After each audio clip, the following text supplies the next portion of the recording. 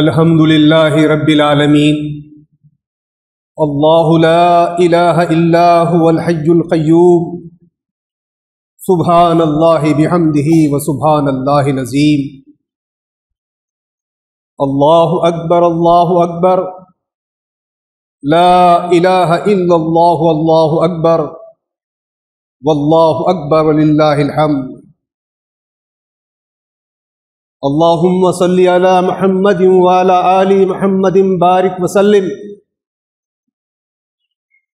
قال اللہ تبارک وتعالی فی القرآن المجید فاعوذ باللہ من الشیطان الرجیم بسم اللہ الرحمن الرحیم لن تنالوا البر حتى تنفقوا مما تحبون وما تنفقوا من شيء فإن الله به عليم وقال الله تعالى في القرآن المجيد أعوذ بالله من الشيطان الرجيم بسم الله الرحمن الرحيم كي لا يكون دولة بين الأغنياء منكم صدق الله العلي العظيم۔ حمد و ثنا درود اور سلام کے بعد جمعہ کے اس مبارک موقع پر ملک بھر میں مسلمانوں کے درمیان میں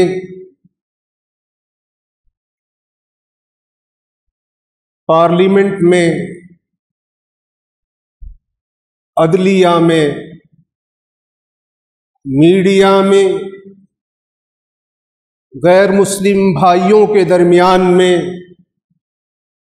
ایک اہم موضوع زیر بحث ہے۔ وہ موضوع ہمارے دیش میں جو نظام اوقاف ہے، اوقافی جائیدادیں ہیں، مسلمانوں کی املاک، مسلمانوں کی مذہبی خیراتی جو املاک ہے، جائیدادیں ہیں، ان کے تحفظ کے سلسلے میں وقف امینڈمنٹ ایکٹ یہ 2025 زیر بحث ہے۔ All India Muslim personal law board نے اس بات کی ہمیں ہدایت دی ہے کہ جمعہ کے اس مبارک موقع پر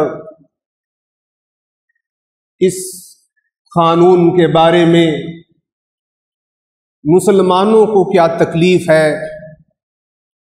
غیر مسلم بھائیوں کے لیے کیا پیغام ہے، حکومت سے ہمیں کیا کہنا ہے، میڈیا سے کیا بات کرنا ہے، مستقبل میں ہم اس قانون کے کیا مضمرات محسوس کرتے ہیں، اس پر بات کرنے کی تاکید کی ہے۔ میں اپنی گفتگو کے آغاز میں یہ بات بتانا چاہتا ہوں، یہ جو وقف امینڈمنٹ ایکٹ 2025 ہے، جس کو موجودہ حکومت نے اس مہینے کی 8 تاریخ سے نافذ کر دیا ہے، اس کو ہم ملک کے دستور کے خلاف سمجھتے ہیں۔ یہ ملک کے دستور میں جو بنیادی حقوق ہیں، خاص طور پر جو آرٹیکل 14 ہے، جو آرٹیکل 15 ہے، جو آرٹیکل 26 ہے، جو آرٹیکل 29 ہے، یہ بنیادی حقوق میں سے ہے۔ یہ جو موجودہ وقف ایکٹ 2025 منظور کیا گیا ہے، وہ ان تمام دستور کی بنیادی حقوق کی خلاف ورزی کرتا ہے۔ ہمارا یہ سمجھنا ہے کہ بے شک پارلیمنٹ کو قانون بنانے کا حق حاصل ہے، لیکن پارلیمنٹ کو بھی اپنے دستور کی پابندی کرنا ضروری ہے، اور پارلیمنٹ نے اس قانون کو بنانے میں دستور کی دی ہوئی بنیادی قدروں کی خلاف ورزی کی ہے۔ دوسری بات یہ عرض کرنی ہے کہ یہ جو قانون ہے، اس قانون میں مسلمانوں کی جو اسلاف کی جو ورثہ ہے، صدیوں سے بزرگوں نے اللہ کی خوشنودی کے لیے انسانوں کی محبت اور انسانوں کی خدمت کے لیے اپنے خون پسینے کی کمائی کو للہ فی اللہ، اللہ کی راہ میں اللہ کے بندوں کی سہولت کے لیے وقف کر دیا، وہ اس کے لیے سنگین خطرات پیدا ہو گئے ہیں۔ ان کی ان تمام جائیدادوں کے لیے خطرہ پیدا ہو گیا ہے۔ آج جمعہ کی اس مبارک موقع پر ہم مسلمانوں سے یہ بات سمجھانا چاہتے ہیں کہ یہ جو قانون پاس ہوا ہے، یہ اوقاف کی جائیدادوں کی حفاظت کے بجائے یہ جو قابضین ہیں، جو انکروچرز ہیں، ان کی مدد کرتا ہے۔ جیسے کہ اب تک جو قانون تھا 1995 ترمیمات 2013 تک،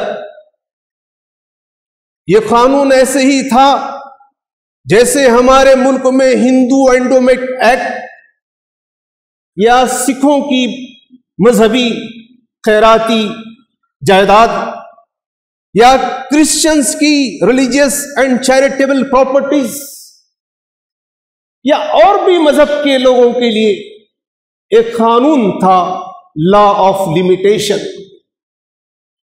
اس سے اس کو ایگزمپشن، استثناء دیا گیا تھا، اوقاف کو بھی دیا گیا تھا۔ اس میں یہ بات تھی،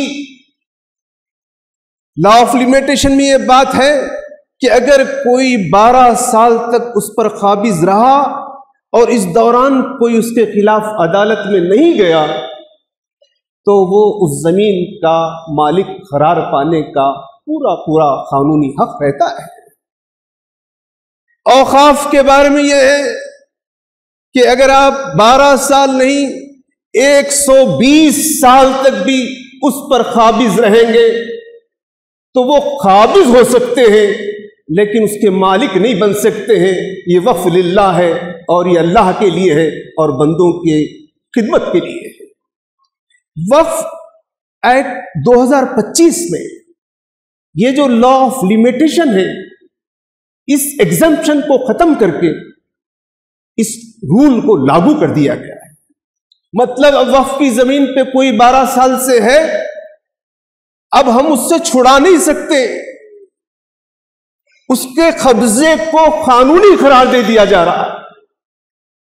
کہا یہ جا رہا ہے کہ یہ قانون مسلمانوں کی جائیدادوں کی حفاظت کے لیے ہے، لیکن یہ قانون جائیدادوں کو ہڑپنے اور چھیننے کا ایک ہتھیار بنتا ہے۔ اس قانون سے پہلے وقف بائی یوزر، استعمال کی وجہ سے وقف ایک قبرستان ہے، ایک مسجد ہے جس کو ہم 50 سال سے 100 سال سے استعمال کر رہے۔ میرے دادا نے بھی دیکھا کہ یہ مسجد ہے، میرے والد نے دیکھا یہ مسجد ہے، میں یہ دیکھتا ہوں کہ یہ مسجد ہے، لیکن یہ قانون کہتا ہے کہ تمہارے پاس اس کا کوئی کاغذ نہیں ہے، اس لیے اس کے مسجد ہونے میں ہمیں شک ہے اور یہ جائیداد مسلمانوں سے چھین لی جائے گی۔ تو یہ وقف بائی یوزر کے کانسیپٹ کو ڈائلیوٹ کر دیا گیا ہے۔ کہا یہ گیا کہ پرانی جائیدادوں کو نہیں ہوگا، مستقبل میں ایسا ہوگا، سوائے اس کے کہ کوئی ڈسپیوٹ لینڈ ہو یا حکومت کی لینڈ ہو۔ آپ دیکھتے ہیں کہ حکومت جس زمین کو چاہے ڈسپیوٹڈ بنا سکتی ہے۔ ہمارے دیش کی جنتا میں ایسے لوگ ہیں جس زمین کو چاہے، جس مسجد کو چاہے متنازع قرار دے سکتے ہیں۔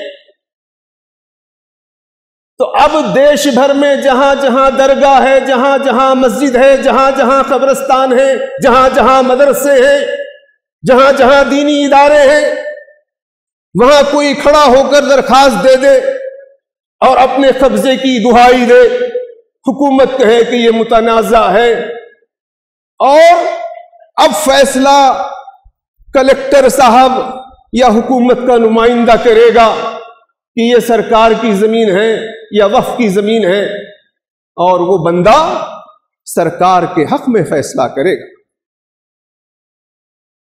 لمیٹیشن ایکٹ کے ذریعے سے، وقف بائی یوزر کے ذریعے سے، اور حکومت کی مداخلت بڑھتی ہوئی اس میں انکروچمنٹ کے ذریعے سے، یہ جو وقف کی جائیدادیں ہیں ان کے لیے سنگین خطرہ۔ ہمیں دکھ ہے کیونکہ یہ ہماری مسلمانوں کے اسلاف کی ایک پرائیویٹ پراپرٹی ہے۔ اس کے مالک ہم بھی نہیں ہیں، اس کے مالک وقف بورڈ بھی نہیں ہے، اس کا مالک اللہ ہے اور اللہ کے بندوں کی خدمت کے لیے۔ لیکن اس قانون کے ذریعے سے ان تمام جائیدادوں کے لیے سنگین خطرات لاحق ہیں۔ دوسری طرف یہ جو اوقاف ہیں، سینٹرل وقف کونسل ہوتی ہے جو یونین لیول پر مرکز میں ہوتی ہے، اسٹیٹ وقف بورڈ ہوتے ہیں جو ریاست میں صوبوں میں ہوتے ہیں۔ سینٹرل وقف کونسل میں 22 ممبر ہیں۔ اس سے پہلے جو وزیر اس کا نگران ہو وہ مسلمان بھی ہو سکتا ہے، لیکن اگر وزیر غیر مسلم ہو تو وہ چیئرمین ہو سکتا تھا۔ لیکن 22 کے 22 لوگ مسلمان ہوتے ہیں۔ جو قانون پہلے تھا، اب جو نیا قانون لایا گیا ہے، اس 22 میں صرف 11 لوگوں کے مسلمان ہونے کی گنجائش ہے۔ باقی جو 11 لوگ ہوتے ہیں اس کے لیے غیر مسلم کا تقرر کرنا، یہ حکومت کے لیے اس میں کوئی رکاوٹ نہیں ہے۔ پہلے تھا کہ ممبر آف پارلیمنٹ ہوگا مسلمان ہوگا، بار کونسل کا ممبر ہوگا مسلمان ہوگا، سیکریٹری ہوگا مسلمان ہوگا، سابق جج ہوگا مسلمان ہوگا۔ ان تمام دفعات کو ختم کر دیا گیا۔ یہ مسلمانوں کی محبت میں، مسلمانوں کی خدمت میں، مسلمانوں کی بھلائی کی بات کرتے ہوئے جو پارلیمنٹ ہے، جو اسمبلی ہے، جو حکومت کے دیگر ادارے ہیں، وہاں تو مسلمانوں کو جگہ دینے کے بجائے جو وقف بورڈ کے اندر، وقف کونسل کے اندر جو مسلمانوں کی جگہ ہے، اس جگہ کو بھی ختم کرنے کا پورا سامان اس وقف ایکٹ میں کیا گیا ہے۔ اسی طریقے سے جو وقف بورڈ ہے جو ریاست میں ہوتا ہے، اس میں 11 ممبر ہیں۔ وہ 11 ممبر میں چیئرمین سے لے کے سب ممبر کل تک مسلمان ہوتے تھے، لیکن یہ نیا قانون آ گیا ہے۔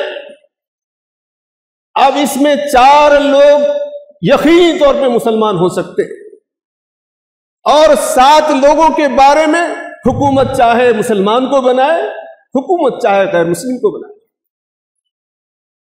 اور دونوں جگہ یہ بات کہی گئی ہے کہ اس میں یقینی طور پر لازماً 2 غیر مسلموں کی شمولیت ضروری ہے۔ یہ جو وقف بورڈ ہے ایک اسلامی ادارہ ہے، ایک دینی ادارہ ہے، یہ شریعت کی تعلیمات کا ایک حصہ ہے، اور اس میں غیر مسلم بھائیوں کی لازمی ممبرشپ حکومت نے قرار دی۔ تو یہ وقف بورڈ کو بھی مسلمانوں کے اثر سے، مسلمانوں کے وجود سے خالی کرنا چاہتے ہیں۔ آپ بتائیے یہ کتنا سنگین مسئلہ ہے۔ بہت سے لوگ مسلمان اس سنگینی کو محسوس نہیں کر رہے، اس لیے یہ بیداری ضروری ہے۔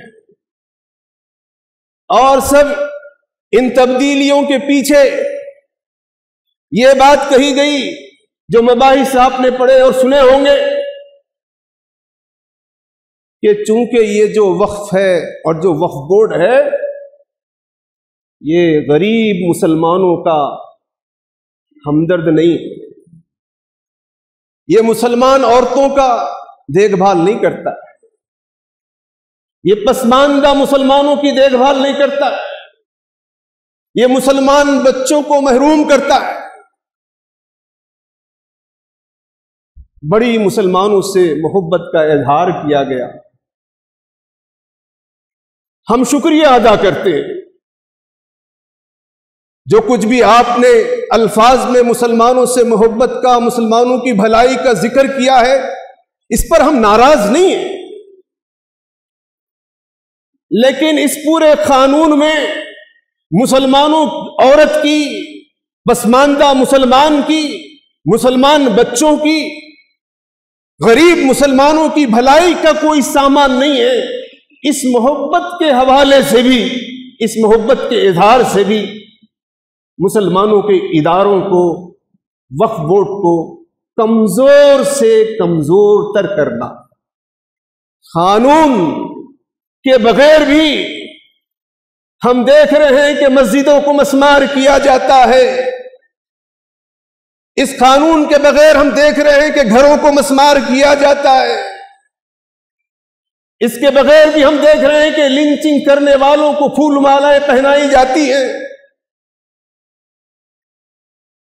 اب تو اس قانون کے ذریعے سے آپ کو اپنی جائیدادوں سے بے دخل کرنے کی ایک منظم کوشش ہے۔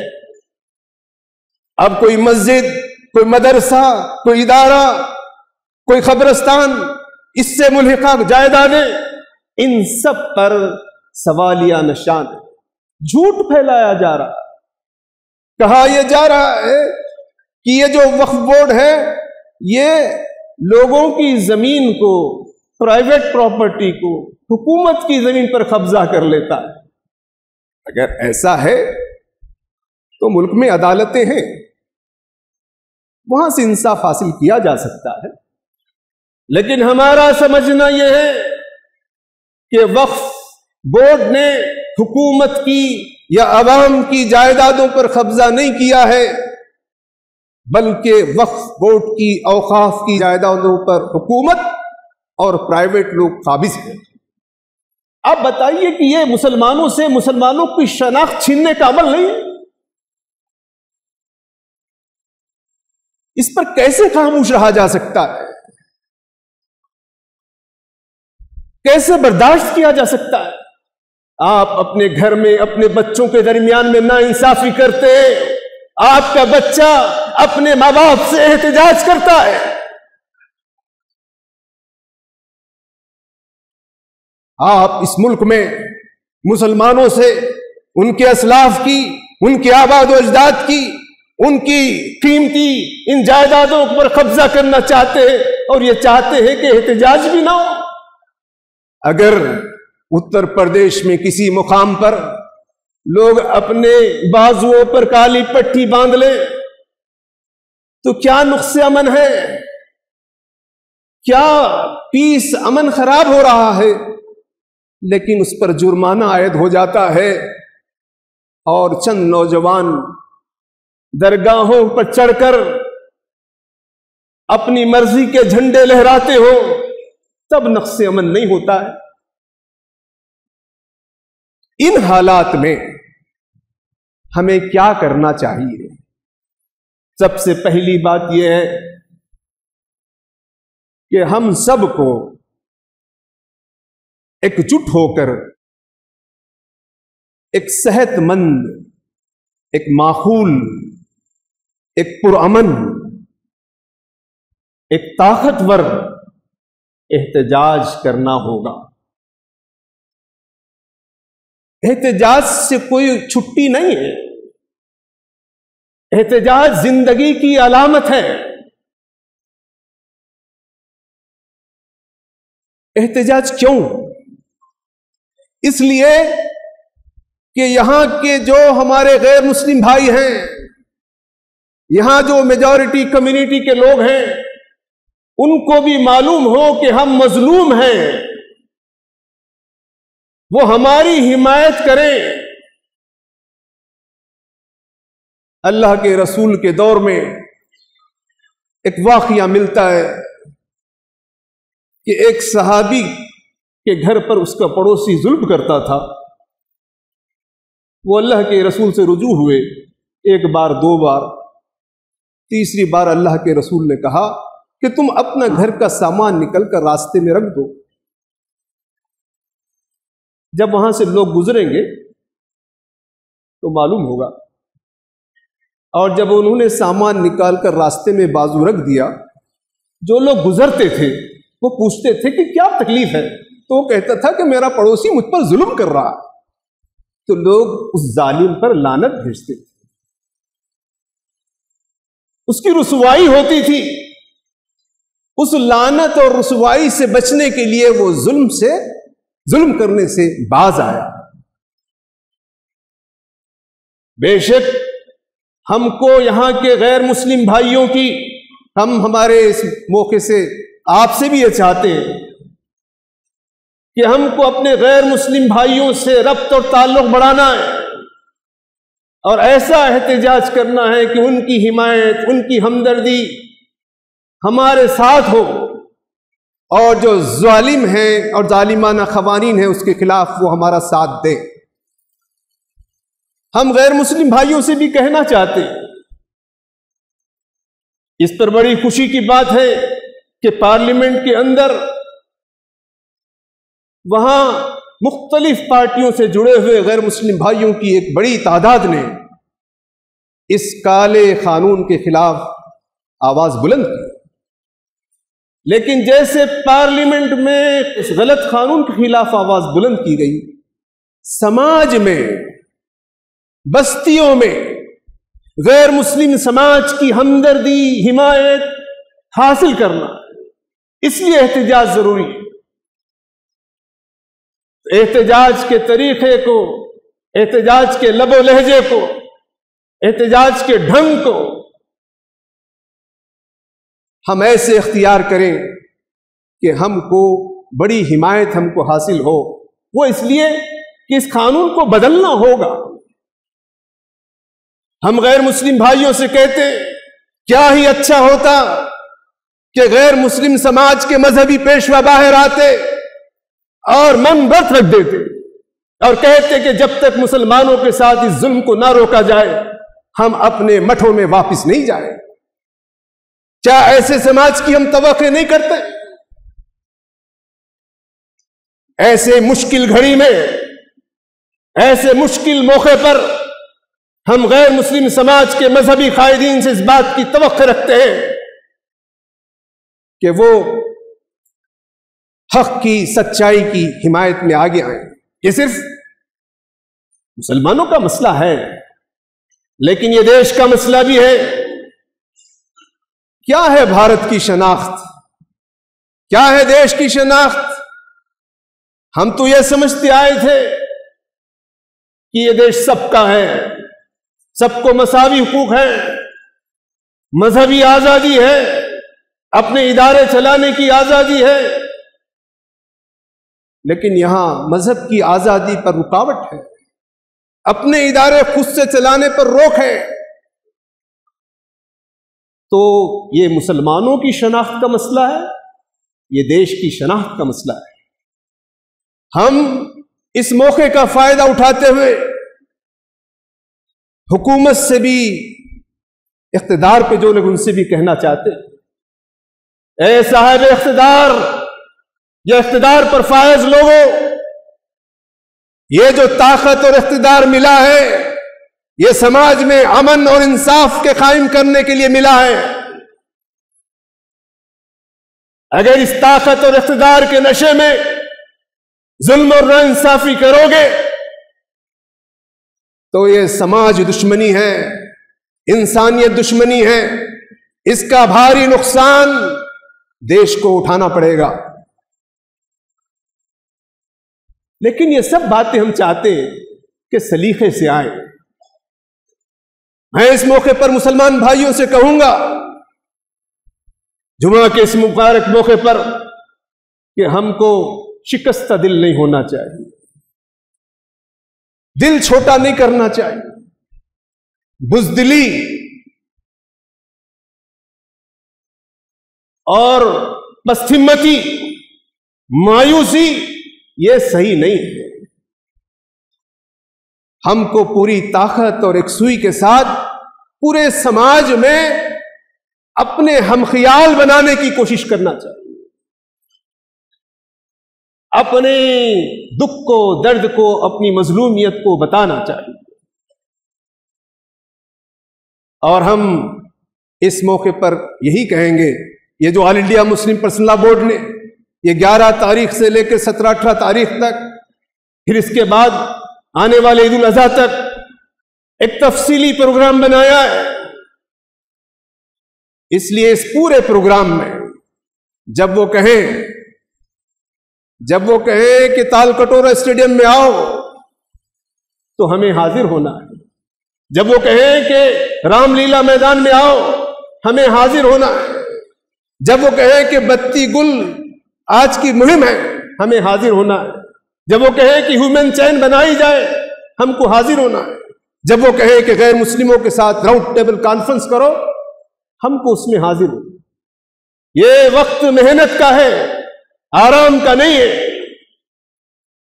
میں اپنی بات ختم کرتے ہوئے کہوں گا کہ جو لوگوں نے اس مسلمانوں کے لیے نقصان دہ قانون بنایا وہ مسلمانوں کے درمیان آنا چاہتے اور مسلمانوں کو مطمئن کرنا چاہتے ہیں کہ یہ جو قانون ہے یہ تو ہم نے آپ کی بھلائی کے لیے بنایا۔ اردو زبان میں ایک عام محاورہ ہے، وہ اطلاق ہوگا یا نہیں ہوگا ماہرین بتائیں، کہ چوری اور سینہ زوری۔ لیکن یہ سب کیوں ہو رہا؟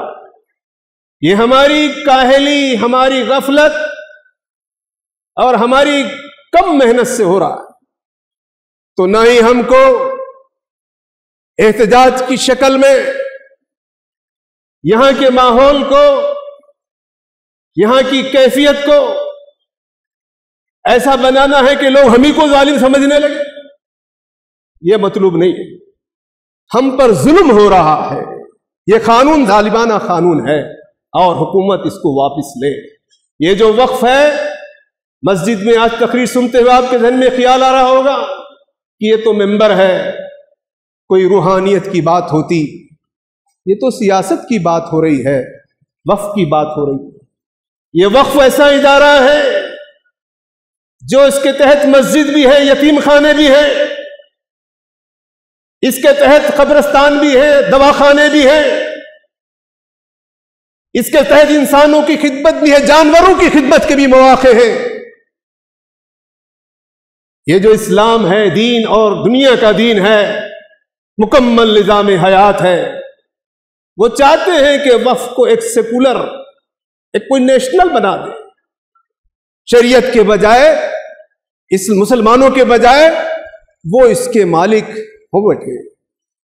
لیکن یہ جو نقصان ہے یہ غیر قانونی ہے، غیر دستوری ہے، امتیازی ہے۔ یہی سہولتیں جس کا ہم نے ذکر کیا ہے، چاہے وقف بیوزر کا ہو، لا آف لمیٹیشن کا ہو، یہ سکھوں کی جائیداد کو حاصل ہے، یہ کرسچنز کی جائیدادوں کو حاصل ہے، یہ ہندوؤں کی جائیدادوں کو حاصل ہے، یہ تمام پروٹیکشنز ان کو میسر ہیں۔ ان تمام سہولتوں سے صرف مسلمانوں کو محروم کیا جا رہا ہے۔ دوستو، ہم چاہتے ہیں کہ اللہ تعالی ہمارے حکمرانوں کو نیک توفیق عطا فرمائے، ان کو عدل اور انصاف کے فیصلے کرنے کی توفیق عطا فرمائے، ان کو ظلم اور ناانصافی سے بچنے کی توفیق عطا فرمائے۔ اور ہم یہ دعا کرتے ہیں اللہ تعالیٰ ہم مظلوموں کو ہمت عطا فرمائے، ہماری آواز میں طاقت عطا فرمائے۔ اس کے لیے عوامی جد و جہد احتجاج کرنے کا، سلیقے سے احتجاج کرنے کا ہمیں موقع عطا فرمائے، اور نتیجتاً یہ جو بلیک لا ہے اللہ تعالیٰ ایسی توفیق دے کہ حکومت اس کو واپس لے، اور انشاءاللہ ہم میں دم ہے تو محاذ پر، ہم میں دم نہیں ہے تو اپنی دعاؤں میں اس کالے قانون کے خلاف احتجاج جاری رکھیں گے انشاءاللہ۔ بارک اللہ لنا ولکم فی القرآن المجید ونفعنا ایاکم بالآیات والذکر الحکیم، انہ تعالی جواد کریم ملک بر رؤوف رحیم۔